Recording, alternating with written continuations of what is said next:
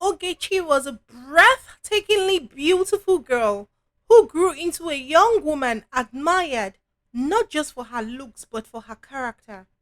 In a time when many girls her age were swept up in fleeting distractions, Ogechi stood out for her humility, diligence, and grace. She had three siblings, Nemeka, Obinna, and Chinanu. As the firstborn and daughter among four children, she carried the weight of responsibility from an early age. Since she wasn't born with a silver spoon, Ogechi was determined to help however she could. Each morning before school, she would prepare okpa for her mother to sell in the market. After returning home, she cooked lunch for her siblings and then set out to fry yam, akara, and sauce to sell in the evening. Even with her long days, she made time to study and she excelled in school. Her father often watched her with a heavy heart, burdened by guilt over her hard work. One day he sat quietly, gazing at her, his eyes drowned in sorrow. Papa, why do you look so sad? She asked gently. My daughter, he sighed. I wish life were kinder to us. You were far too young to be carrying such burdens. She smiled softly. Papa, it is not your fault. You work just as hard on the farm, tapping palm wine, fixing motorcycles. One day God will reward our efforts. When? He retorted. I keep pleading with Olisa to hear our prayers. It hurts me so much to see you sacrifice a lot so your siblings can stay in school. I just want better for you. He will, Papa, she replied with quiet conviction. Let's not lose hope. God sees, and one day He will answer. With that, she turned back to the fire, the scent of cooking rising with the promise of perseverance. Ogechi was optimistic and held tightly to her dreams. Convinced that poverty would not define her future, she envisioned herself as a successful accountant, wealthy enough to buy a grand mansion for her parents in the near future. Her friends, however, teased her relentlessly, calling her Josephine the Dreamer. They urged her to agree to the advances of the wealthy married men who visited from the city, insisting it was the only escape from the village's harsh realities. Ogochukwu, one of the girls, was already romantically involved with Nze Akachukwu, a married man far older than her own father. The entire village seemed to know except his wife. Even Ogochukwu's mother not only condoned the relationship, but encouraged her daughter to always look her best whenever Nze Akachukwu visited. The man promised to marry Ogochukwu as a second wife after she finished secondary school, and he regularly gave her words of cash for her family and to buy nice things for herself. At times, Ogechi longed for the beautiful clothes, phones, and luxuries that Ogochukwu flaunted, but each time she remembered the compromises made and the integrity Ogochukwu sacrificed in order to get them, she halted those wishes and clung on to her values and hope. She knew their lives would change, and it did change, but not as she had anticipated. It was the morning after her birthday. Ogechi rose as early as always. She fetched water from the well, then began preparing the family's breakfast. She was in the middle of cooking when a piercing scream cut through the quiet. Her mother's shrieking voice, coming from behind the house. Without hesitation, Ogechi dashed toward the sound. A crowd had gathered beneath the orange tree outside their compound. Her mother was cradling her father's lifeless body, shaking him desperately and pleading with him to wake up. Ogechi's heart pounded as she fell to her knees beside him. Blood trickled from his nose and mouth. The last time she saw him was the previous night, turning in early so he could tap palm wine at dawn. He had promised to deliver cakes for Mazin Dukaku's son's traditional marriage in Agolo. What happened to him? Why is he bleeding? She cried out. He fell from a tall palm tree at Ezinano. A voice murmured from the crowd. It belonged to one of the women trying to comfort her mother. When Ogechi asked why he hadn't been taken to the hospital, someone replied solemnly, there was no need. He died on the spot. Reality hit her like a blow. Her legs gave way. She wailed, fought off those trying to hold her, and collapsed to the ground, rolling in the dust, screaming through her grief. Her mother rose from the ground where she had been knocked over by grief. She pulled her daughter into her embrace, and together they wept for the man they loved and whom had loved them in return. In the days that followed, Ogechi dropped out of school so her younger siblings would continue theirs. Life became even harder. They were existing on a shoestring. Most days, they scraped by on a threadbare existence, often going to bed hungry. To help, Ogechi began selling firewood alongside the food she and her mother sold in the market. 3 months later, her brother Nnemeka dropped out of school as well to take over their father's motorcycle repair shop. Though they sold okpa, akara, yam, fruits, and firewood, the soaring cost of necessities made their profits stretch thin. Ogechi knew they needed capital to expand, but no help was forthcoming. Her friends mocked her perseverance. They told her she was wasting her beauty by suffering in poverty. Men had offered assistance, but always with conditions Ogechi was unwilling to meet. She refused to give up her dignity and clung tightly to her values, even as fear gnawed at her. What if her other siblings too were forced to abandon school just because they couldn't pay their tuition fees? Then, one evening, walking home from the market, Ogechi noticed the blue car moving slowly behind her. She stepped to the side, expecting it to pass. Instead, it stopped, and the driver rolled down his window. A young man in a white t shirt smiled warmly. What's your name? He asked. Ordinarily, she would have kept walking, but something stirred within her. Maybe, just maybe, this was the help she had been praying for. She answered quietly, Ogechi. He grinned. I am Ebuka, son of Chief Godwin Okoye. At once her heart skipped a beat, not out of excitement but alarm. She had heard the disturbing rumors how Chief Okoye, after fathering children with another woman, had thrown his wife from a second-story window when she confronted him. Though she survived, she was left quadriplegic, and he had promptly married the other woman. Please, I need to get home. My mother isn't well and needs her medication, Ogechi said briskly, turning to walk away. But Ebuka followed slowly in the car, his tires crunching softly over the dusty road. Why are you suddenly cold to me? He called out. Is it because of who my father is? I need you to understand I am not him. I only share his blood, not his character. People avoid me like a disease because of him. It is not fair. His voice, filled with quiet pain, melted the edges of her suspicion. She stopped walking.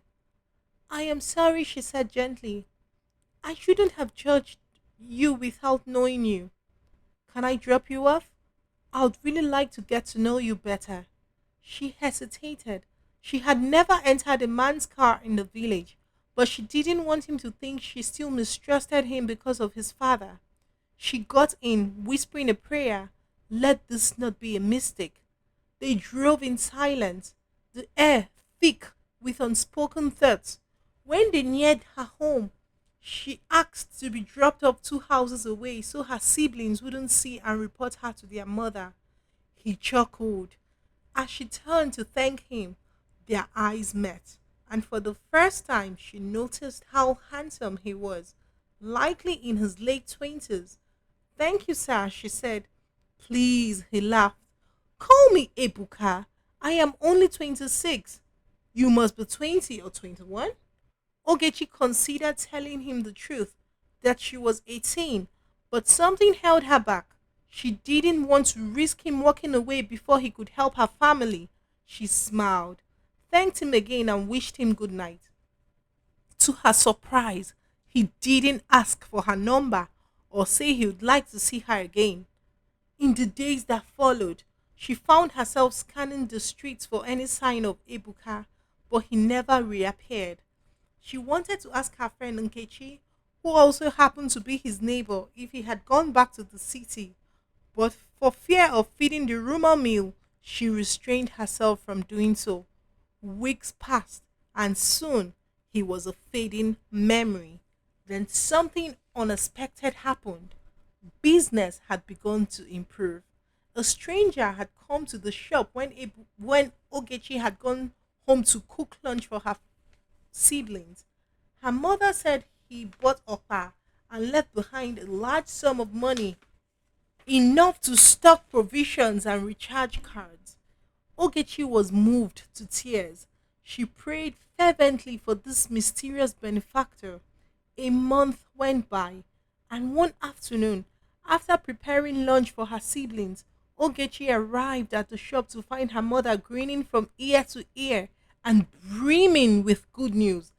That stranger came back, her mother announced, and he gave me more money for you to return to school. Mama, does he know me? Ogechi asked, her eyes widening in surprise. No, but he noticed I was alone again and asked why I didn't have help. I explained that I had a daughter who usually helps me, but had gone home to cook for her siblings. He asked your age and why you weren't in school. I told him how you and Nemeka had dropped out so your younger ones could stay enrolled. He looked so sad. Then he said education was too important to be sacrificed, and he gave me money for your school fees. He said next time he will bring money for Nemeka to resume school too. Mama Ogechi explained excitedly. I pray I'm not home cooking for Obinna and Chinanu the day he returns, Ogechi murmured, half laughing. I really want to meet this kind stranger. Don't worry, her mother grinned. I will call you the next time he visits. Who knows? Maybe something special will come out of it. I know you believe that you're still not ripe for marriage, but life doesn't hesitate in springing up surprises on us.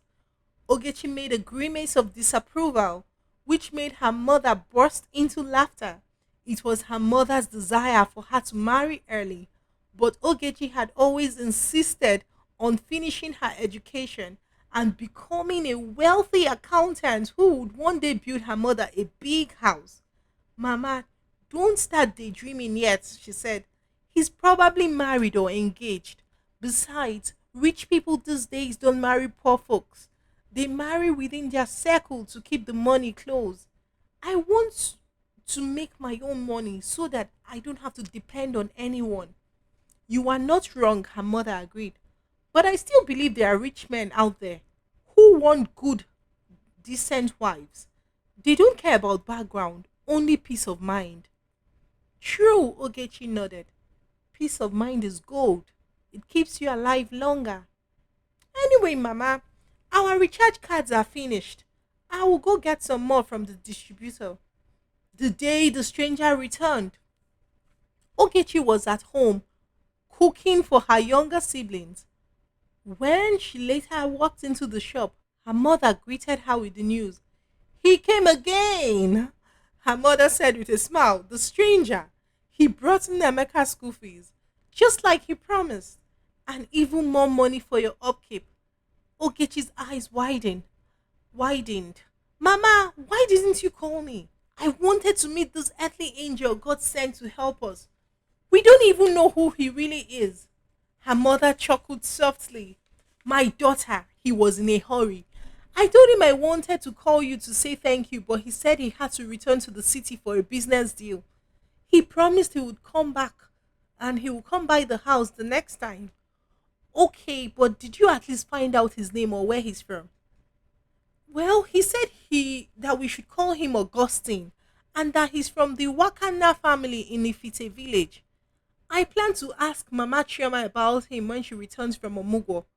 Who knows, she added with a teasing grin. He may just be my in law in the future. This time, Ogechi laughed. She didn't have the heart to argue with her mother's daydreams. Deep inside, she was overwhelmed with gratitude. She and Nemeka would be returning to school, and their mother's shop now was filled with groceries.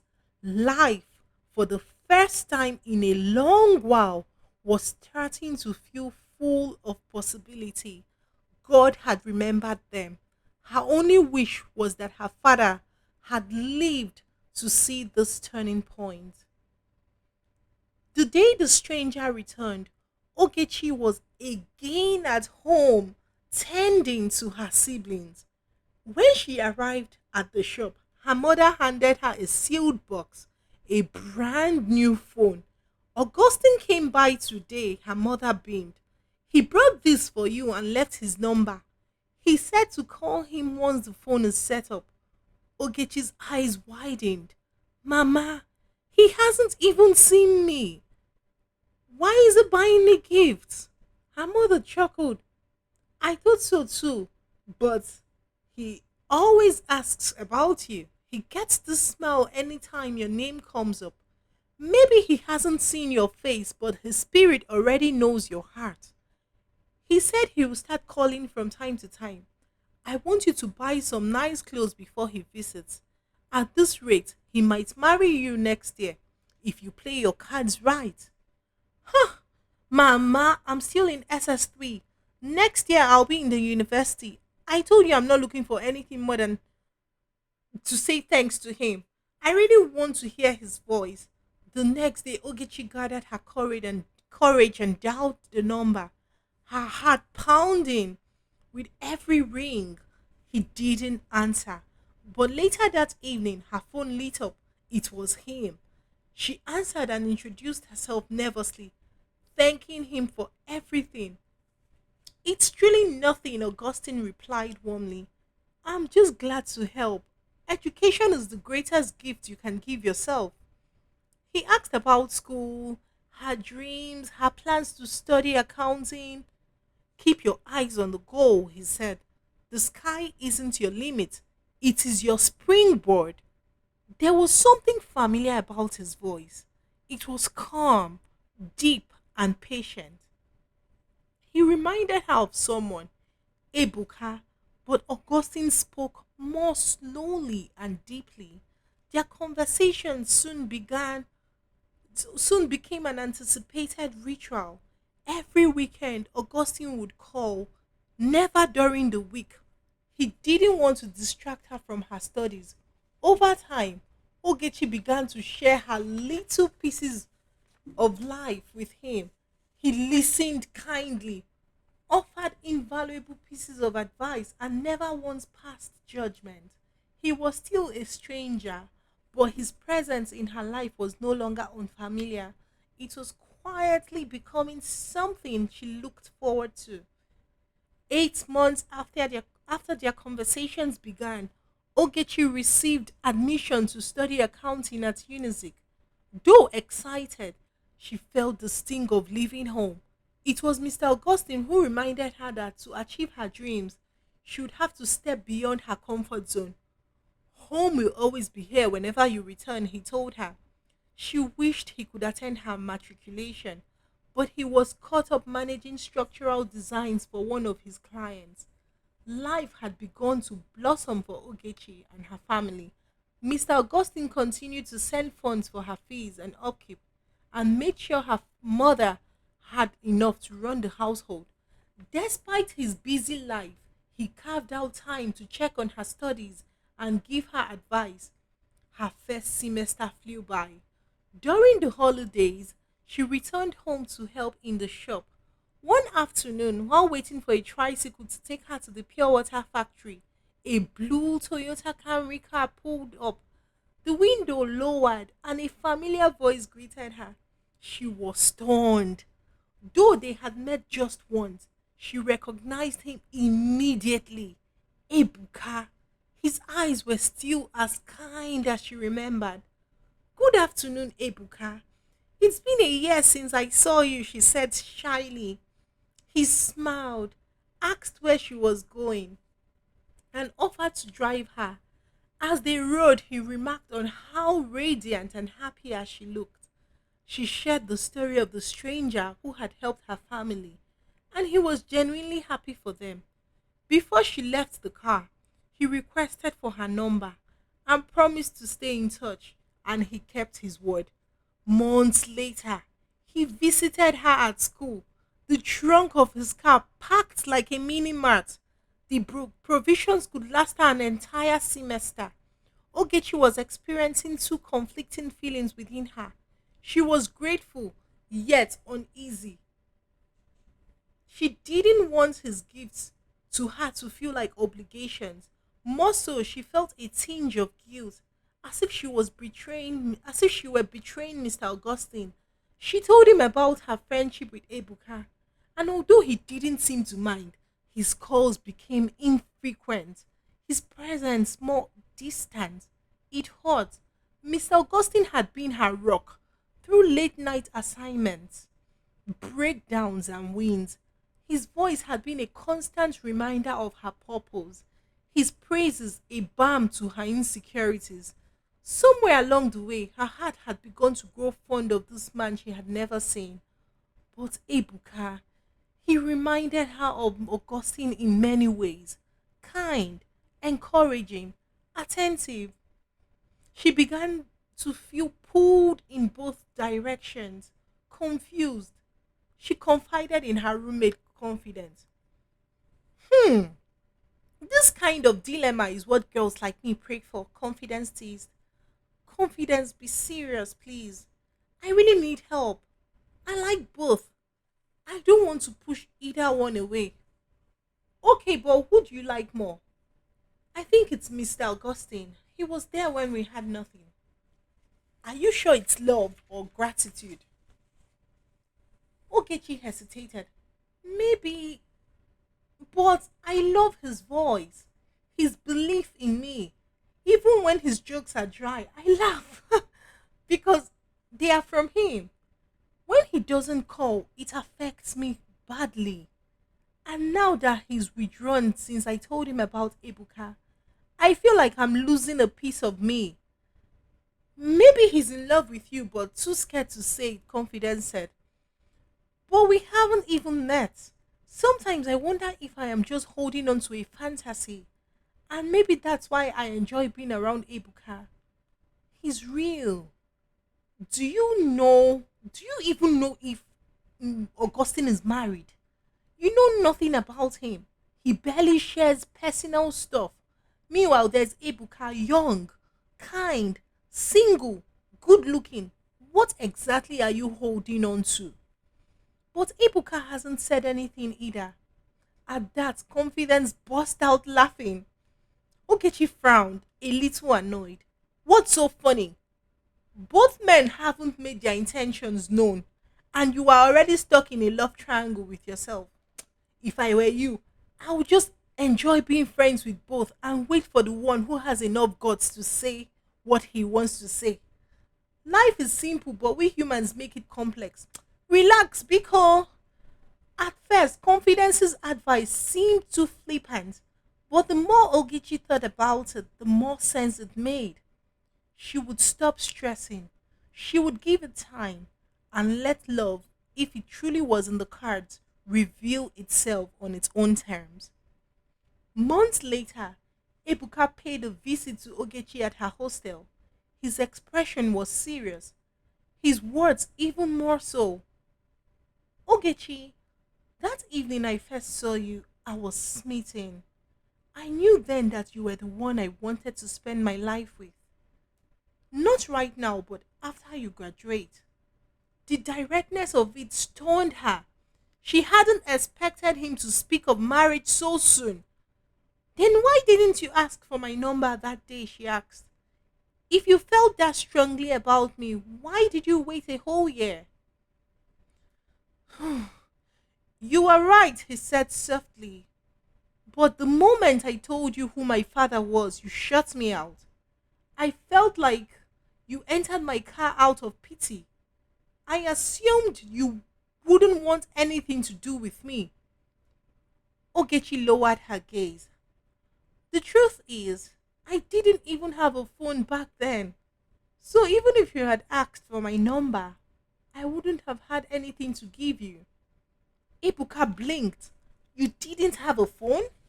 She nodded, then told him about how Mr. Augustine had bought her first phone. As she recalled the memory, her eyes began to well with tears that she couldn't hold back from trickling down her cheeks. Did I say something wrong? Ebuka asked gently, reaching for tissues on her dresser and dabbing her face. It is not you, she whispered. I just I just miss Mr. Augustine. He was there for us when we had nothing. I wish I could see him. Tell him how I feel about. Her voice trailed off.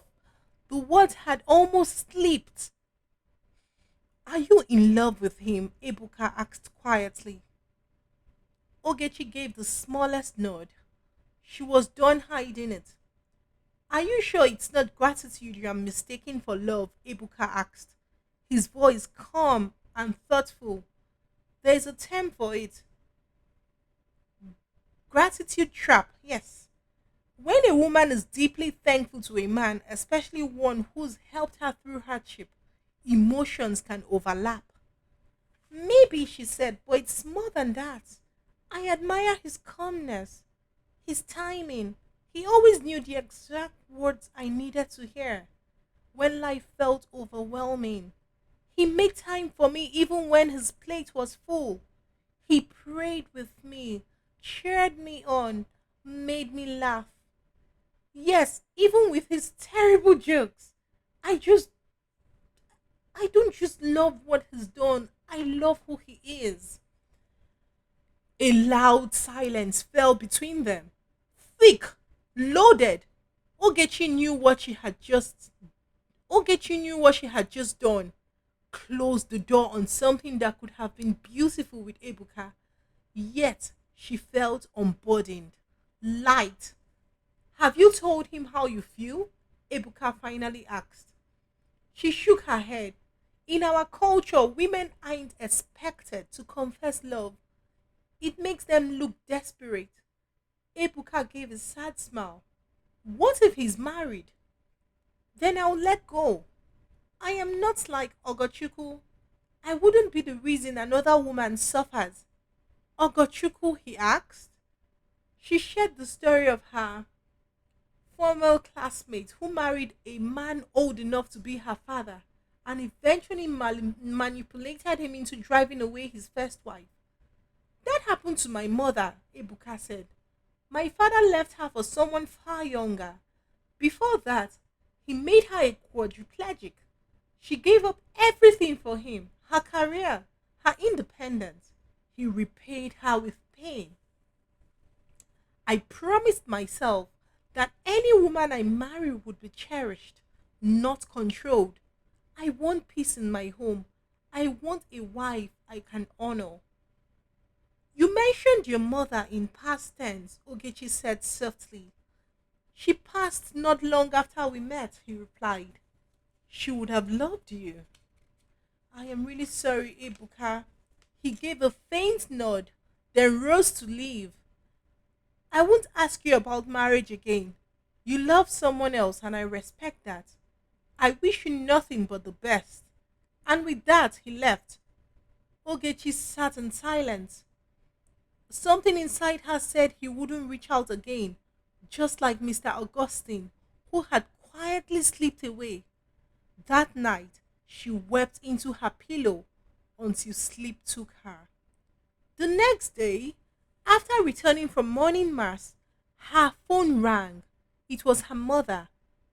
Guess who called me? Her mother said, barely containing her excitement. Mr. Augustine. He says he's in love with you and wants to marry you. Someday after school, if I give my blessing. Ogechi froze. Her heart fluttered, but something about the approach unsettled her. Mama, I hope you didn't tell him yes.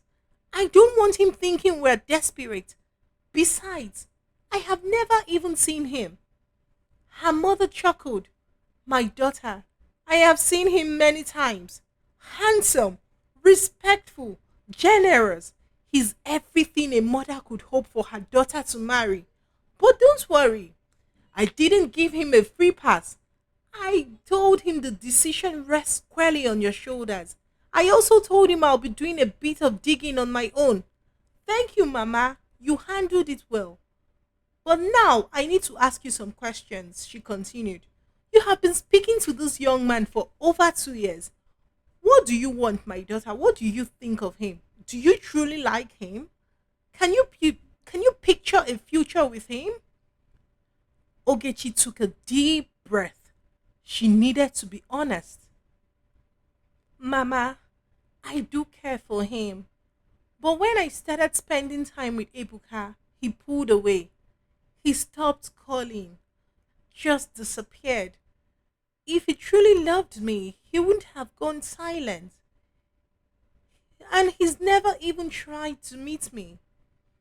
Maybe he's jealous, her mother said gently. And I won't pretend I understand why he hasn't shown you his picture. But I've seen him myself. He's very good looking. Still, that doesn't matter unless you are sure. He told me he would call you. If your feelings are mutual, he wants to come with his people next month. Then her mother added, whatever you choose, choose with your heart and with peace in your spirit. Okay, Mama, thank you. They chatted a little more about home before the call ended, but in Ogechi's mind, a new chapter was forming, one where choices had to be made, not just by who loved her more, but by who truly saw her. That evening, Ogechi received a call from Mr. Augustine. His voice was gentle as ever, carried carried a note of remorse. Ogechi, I am sorry for staying away. Truth is, I was jealous, afraid. You had met Ebuka, a man you could see, laugh with, and grow to love. I felt like nothing more than a ghost in comparison. She sighed. You could have fought for me instead of vanishing into thin air. You are right, he admitted quietly. I let fear win, but I want to see you now. I need you to put a face to this voice you have come to know. Please, can I visit you next weekend? And if you don't like what you see, I will walk away. No questions, no pressure. His voice echoed airily, so similar to what Ebuka had said just the day before.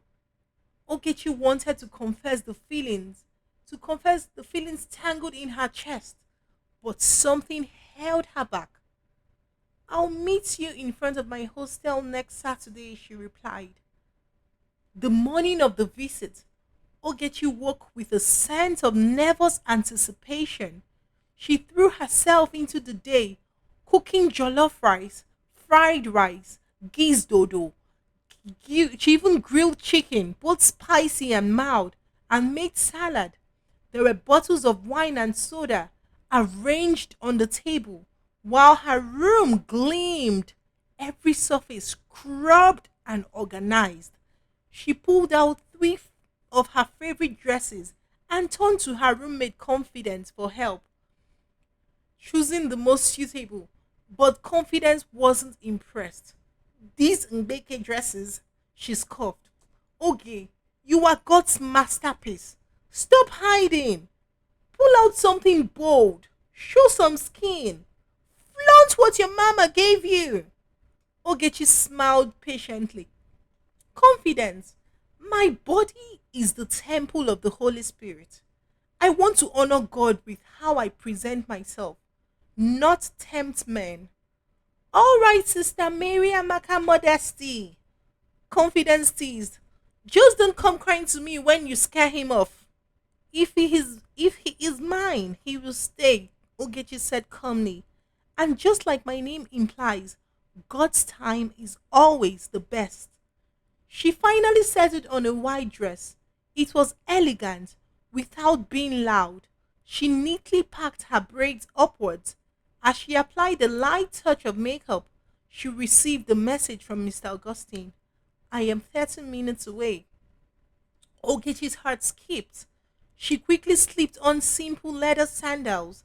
She checked herself once more, then dropped to her knees and whispered a prayer, asking God to take control of everything. Just as she rose, her phone rang. I'm outside, Mr. Augustine said. I'm coming, she replied. She hung up. Her palms were clammy. Her heart pounded wildly in her chest. All her doubts rose at once. What if he doesn't like me? What if I don't like him? What if everything we've built falls apart in this one meeting? But beneath the fear, hope stirred like a quiet flame. She made the sign of the cross, whispered, Jesus, take the wheel, and stepped out of the door to meet at last the man whose voice had walked with her through the hardest, brightest chapters of her life. When Ogechi reached the hostel gate, she saw several cars parked nearby. She called Mr. Augustine on the phone to ask which one was his. I'm in the black Range Rover, he said. Her eyes immediately landed on it. As she approached, her heart pounded a prayer. Let everything work out for good.